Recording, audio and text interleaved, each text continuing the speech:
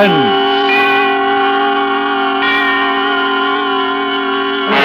Autolite and its 96,000 dealers present Miss Loretta Young in Lady Killer, a suspense play produced and edited by William Spear.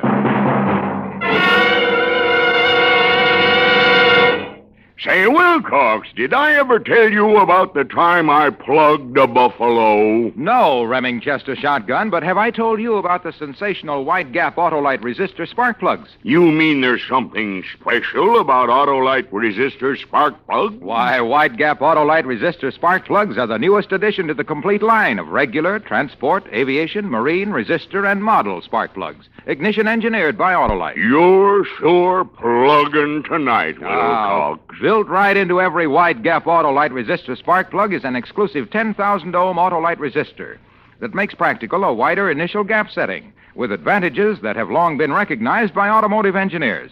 For example, you get smoother performance on leaner gas mixtures, greater gas savings, quicker starts in cold temperatures, even double life as compared to spark plugs without the built-in resistor. So, friends, see your friendly Autolite spark plug dealer tomorrow and replace worn-out spark plugs with ignition-engineered Autolite spark plugs. Whether you choose the resistor type or the regular type, you'll be right, because you're always right with Autolite.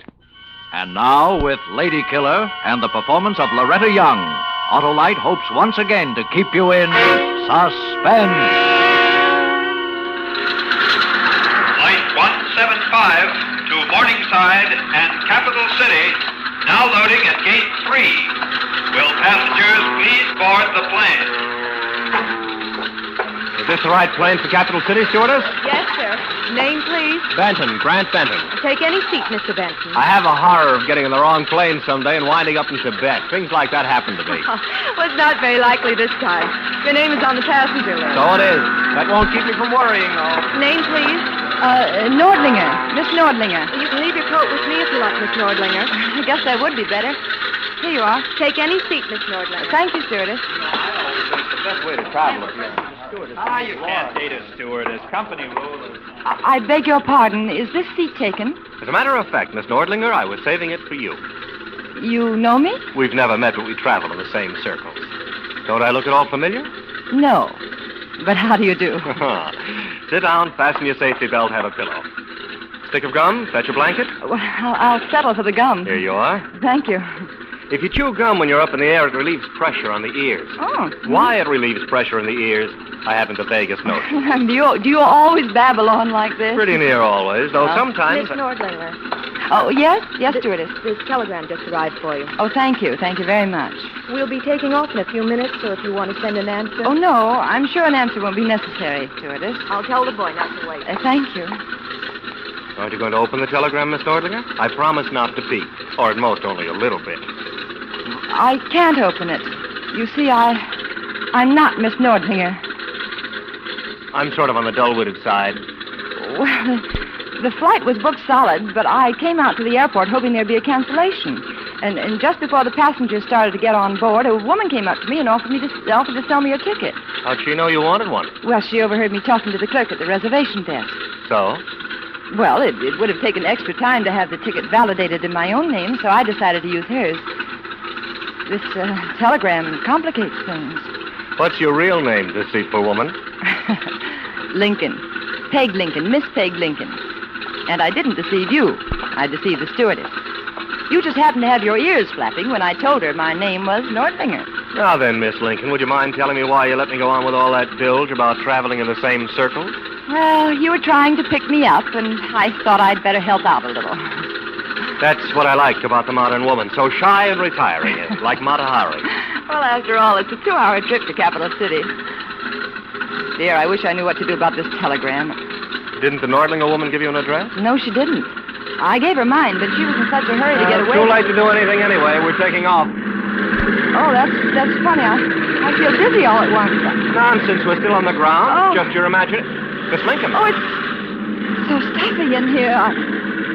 I'm awfully sick. Stewardess, don't let the plane take off. There's someone sick here. Feels like poison.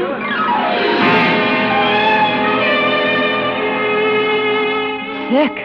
Oh, brother, was I sick. When I came to in the hospital after a nightmare in which stomach pumps seemed to be reoccurring, I was told that I could thank my handsome seatmate for the fact that I was still alive. He stopped the flight, carried me off the plane, and raced me into the hospital.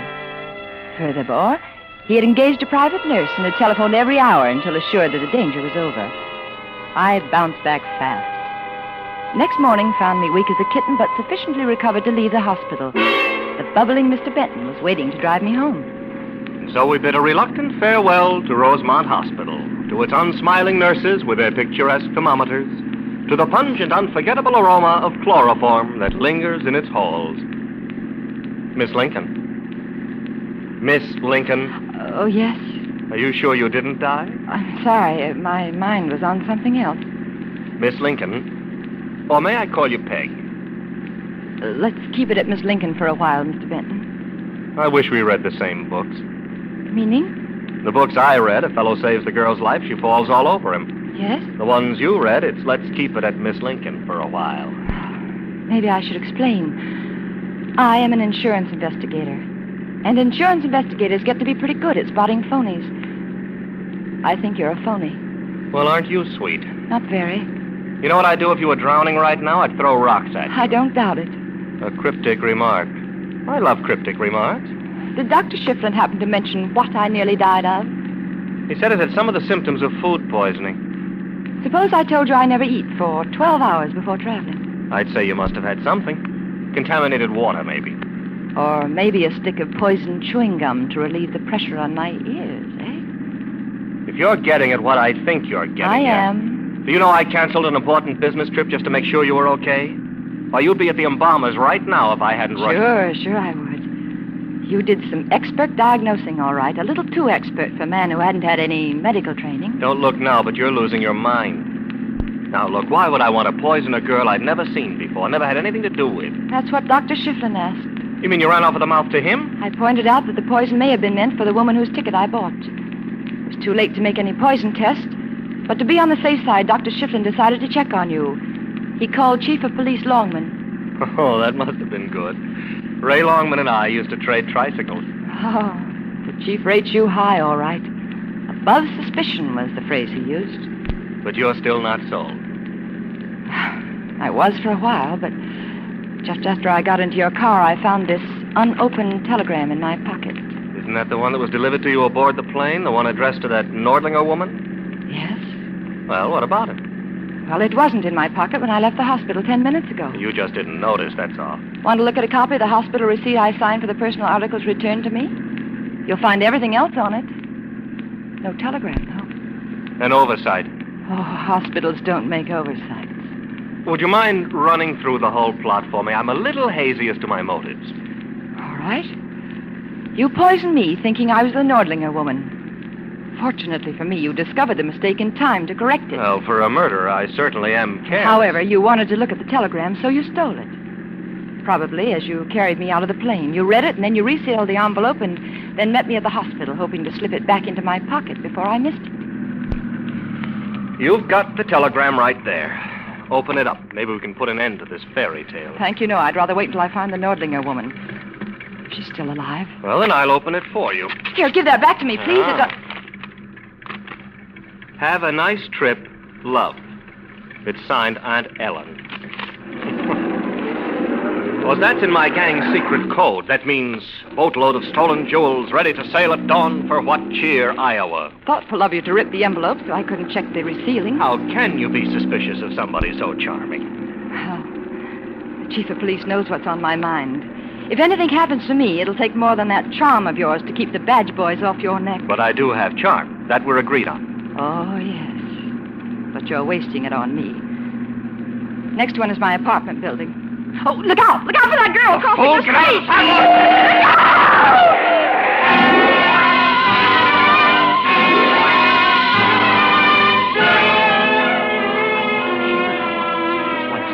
Miss Lincoln, see if you can swallow this water, please. Oh. What happened? Oh, it's me, Jack, the elevator operator.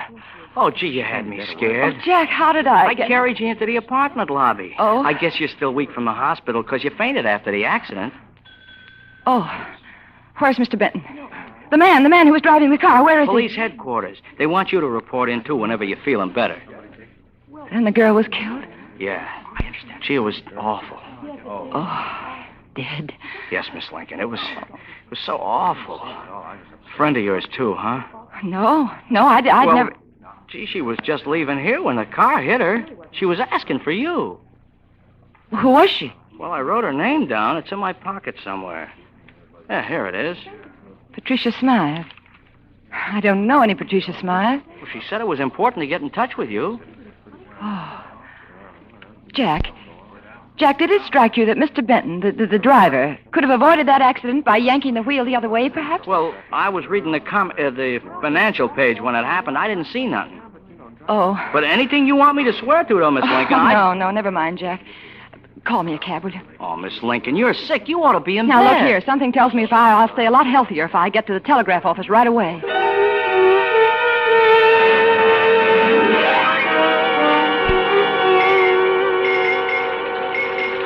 I'm sorry. Now, what was that message again, miss? It was addressed to Kate Nordlinger at the municipal airport. And the message?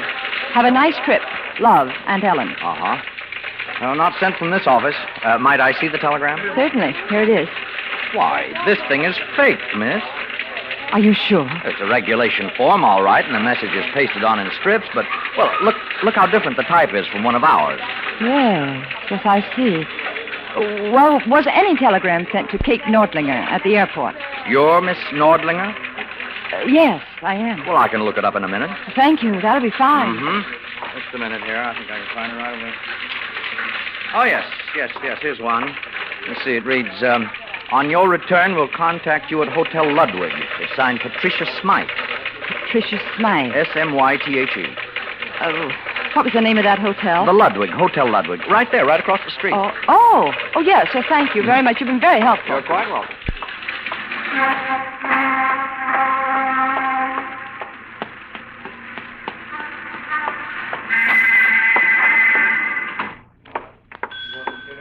Good afternoon, Hotel Ludwig. Just a moment. I'll connect you. May I help you, miss? Yes, if you would. Ring Miss Kate Nordlinger's room and tell her that Miss Lincoln would like to see her for a moment. It's important. Whose room did you say? Miss Nordlinger's. Oh, I'm sorry, but we have no Miss Nordlinger registered at the Ludwig. Well, I was sure she was staying here. A friend of yours, miss? Why do you ask that? Well, it seemed a natural sort of question. Well, not to me, it didn't. Why do you want to know she's a friend of mine? No reason. No reason at all. I'm just making conversation. Well, make a little more conversation, will you? Did you ever have a Kate Nordlinger registered here? Well, yes, but she's not with us any longer. When did she leave? Last night. Oh, why didn't you tell me that before? I didn't think it important. Yes, you did, or you'd have mentioned it. Where'd she go? I don't know. Why are you so scared? I'm not scared. It's the manager's orders. We're not supposed to talk to reporters. Oh, now what makes you think I'm a reporter? Well, who else would ask questions the way you do? An insurance investigator. Oh. Here are my credentials. Now, what's this all about? Well, you'll have to promise to keep it confidential, Of course. miss. Thanks to the cooperation of the police, there's been nothing about it in the papers, and we'd like to keep it that way. Such things are bad publicity for the hotel. What do you mean, such things? Well, suicides. Oh. Last night, Kate Nordlinger threw herself out the window on the 14th floor.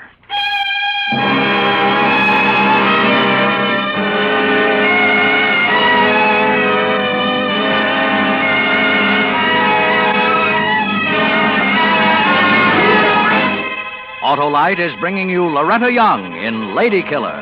Tonight's production in radio's outstanding theater of thrills, Suspense.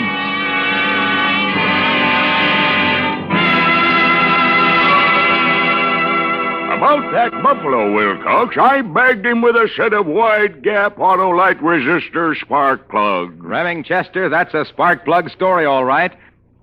But motorists everywhere can tell you stories about the money-saving advantages of wide-gap Autolite resistor spark plugs. The newest addition to the complete line of spark plugs, ignition-engineered by Autolite. You should have seen the difference, Wilcox. Difference? Why, there's an exclusive 10,000 ohm Autolite resistor built right into every Autolite resistor spark plug that permits a wider initial gap setting, with advantages like smoother performance, greater gas savings, quicker starts in cold weather, even double life as compared to spark plugs without the built-in resistor. I always say... So, friends, ask your friendly Autolite spark plug dealer to replace worn-out spark plugs with a set of ignition-engineered Autolite spark plugs. And whether you choose the resistor type or the regular type, you'll be right, because you're always right with Autolite. And now, Autolite brings back to our Hollywood soundstage our star, Loretta Young, as Peg Lincoln, with Larry Dobkin as Grant Benton in Lady Killer, a tale well calculated to keep you in suspense.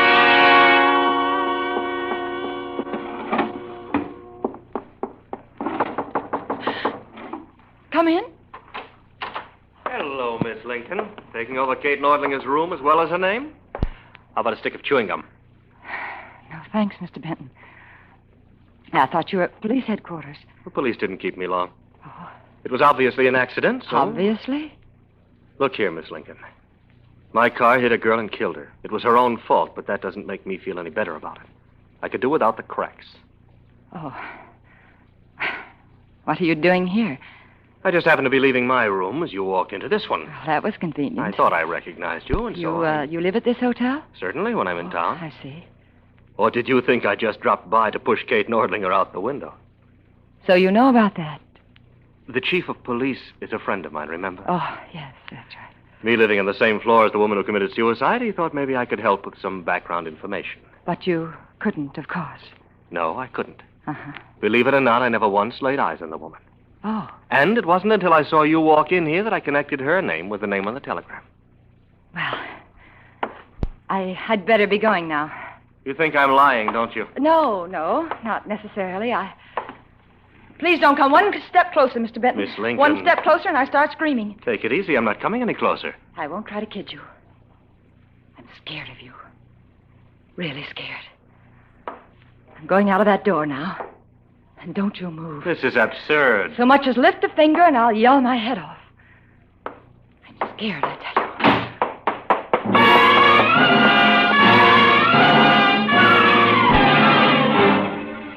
And I kept running until I was out of sight of the hotel.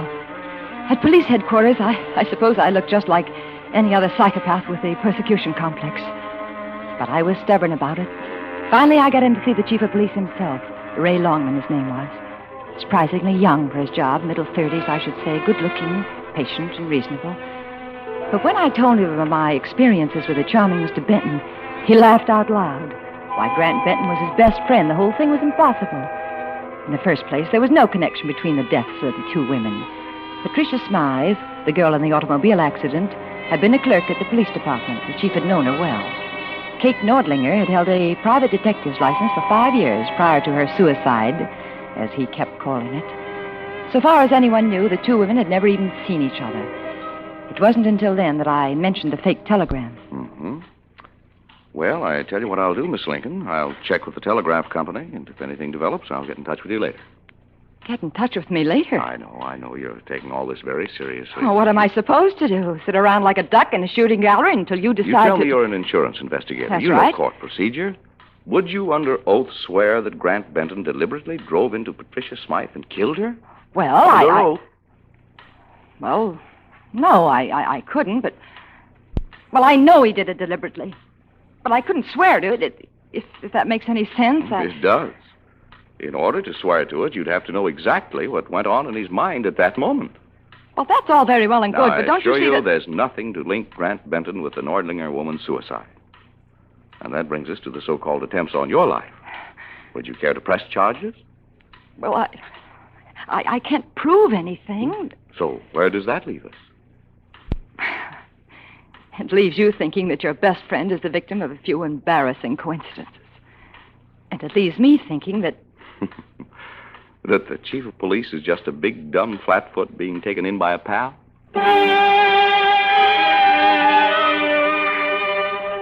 Which is exactly what I did think. And I felt pretty sick when I left his office.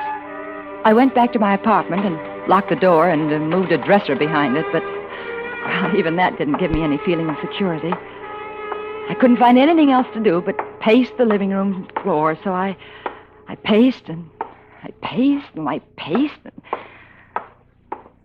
finally, late in the afternoon...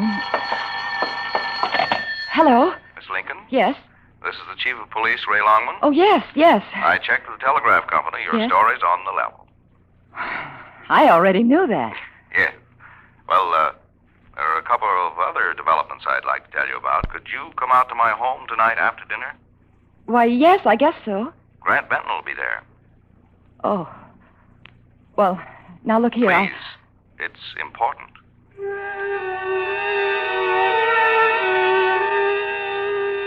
I wrote down the street directions, and there were a lot of them because the chief's home was in the secluded hill section on the outskirts of town.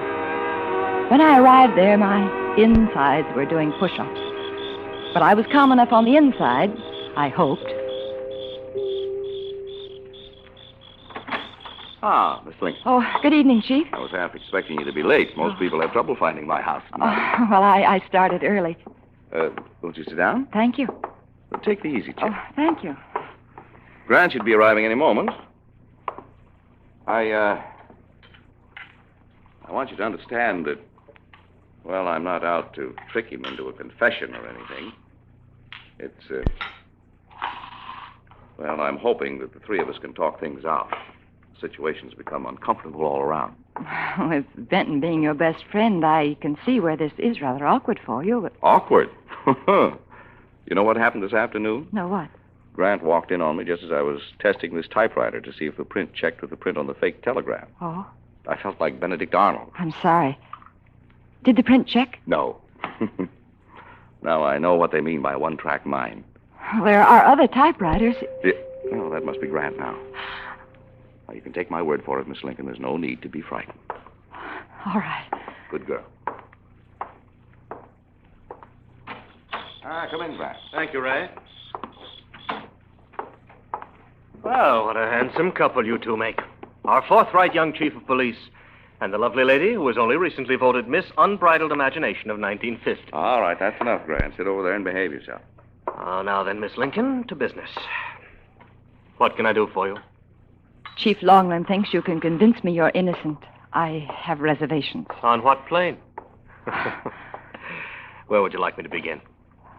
Let's start with a fake telegram. Explain that away. You're starting with a butte. It's the one thing I can't explain. I haven't the faintest idea why it was done or who did it. But you didn't. No? Won't you even try to believe me? Well, yes, I'll try. I'll even concede it was an accident when your car killed Patricia Smythe. Are you willing to believe that that blonde Miss, whatever her name was, committed suicide? Kate Nordlinger? Mm-hmm. How did you know she was a blonde? I read it in the paper with my big blue eyes. The whole thing was kept out of the newspapers, and you told me that you'd never laid eyes on her. Well, pardon me for interrupting, Miss Lincoln, but I questioned Grant right after the suicide. At the time, I probably mentioned that the Nordlinger woman was blonde. You did, Chief. I distinctly remember. Don't let him talk you into it, Chief. For heaven's sake, open your eyes. He's it. The explanation fits. What explanation? Well, can't you see? Patricia Smythe worked as a clerk in your office and happened on some information that incriminated our friend here. There was no sense her telling you about it. You were too fond of Benton to believe it anyhow. So she went to Kate Nordlinger, a private detective, and they worked together on the case. Benton found out what was going on. When he learned that Miss Nordlinger was taking a plane to Capital City in order to talk to the state's attorney, he decided to act. He'd seen Patricia Smythe around police headquarters plenty of times. But the Nordlinger woman he only knew by name, which is how he came to give me the poison by mistake, don't you see? I apologize, Grant.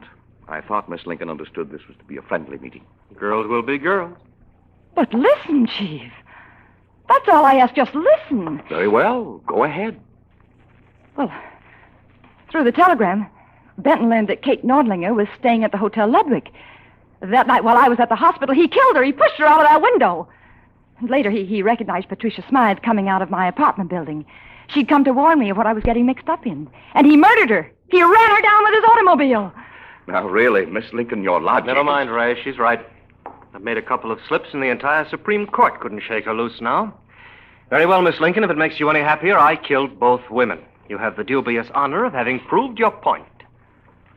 You'll still be trying for laughs when they strap you in, won't you? They're not strapping me. If you care to glance at our forthright chief of police, you'll notice a rather large gun in his hand. You'll further notice that it's pointed not at me, but at you. Sorry, Miss Lincoln. We did our best to talk you out of this. But... Now you've given me no choice. Let me tell you what our forthright chief of police means. He means that he and I run the gambling activities of this town. And people who interfere are apt to get hurt. Very hurt. Dead, you might say.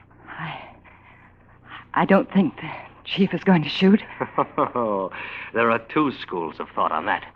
I think I should mention that the bushes outside are thick with men from the state's attorney's office. What? Easy, Chief, easy. When you telephoned to invite me here, Chief, you told me that you had checked with the telegraph company about that fake telegram, but later I talked to them again, and it turned out that you hadn't checked, which meant that you'd known about it all along. It was then that I decided to long-distance the state's attorney. You'd better leave the comedy to me, Miss Lincoln. That's not even a good stall. The men outside are under orders to demand entry at the slightest disturbance. Fire that gun, Chief, and they'll be here like a swarm of gnats. And if I don't fire? You'll take your chances in court. After all, it was Benton who actually killed those two women. If you have any qualms about this, Chief, just hand the gun over to me. Wait a minute, Grant. Stay right where you are for the moment, both of you. What are you going to do with that ashtray? Heave it through the window.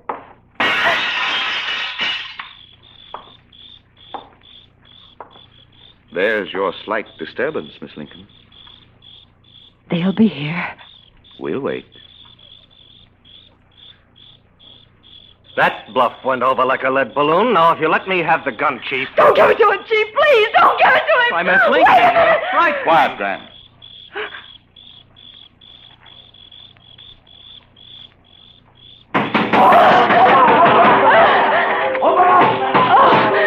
Make a joke, Mr. Benton. Make a joke.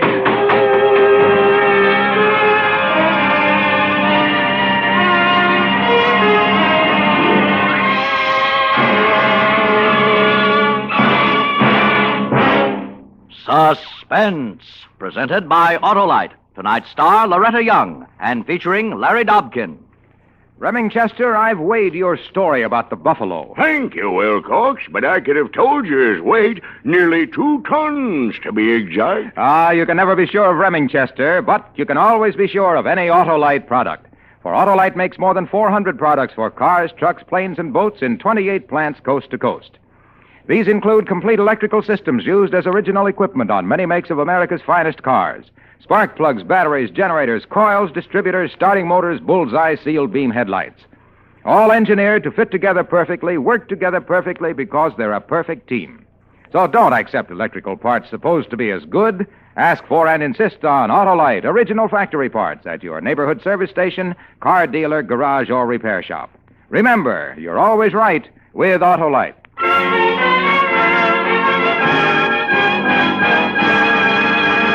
Next Thursday for Suspense, our star will be Mr. James Mason. This will be a broadcast you won't want to miss, for next Thursday, Mr. Mason will appear in The Pit and the Pendulum by Edgar Allan Poe, one of the all-time masterpieces of suspense. Tonight's suspense play was produced and edited by William Spear and directed by Norman MacDonald. Music for Suspense is composed by Lucien Moraweck and conducted by Lud Gluskin. Lady Killer is an original play for radio by William Bruckner. Congratulations to Loretta Young, who has again been nominated for an Academy Award. Miss Young may currently be seen in the Metro-Goldwyn-Mayer production Key to the City. In the coming weeks, you will hear such stars as Ronald Reagan, Alan Ladd, and Ginger Rogers. And don't forget, next Thursday, same time, Autolite will present Suspense, starring James Mason.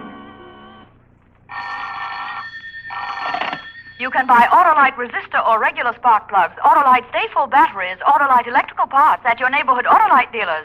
Switch to Autolite. Good night. This is CBS, the Columbia Broadcasting System.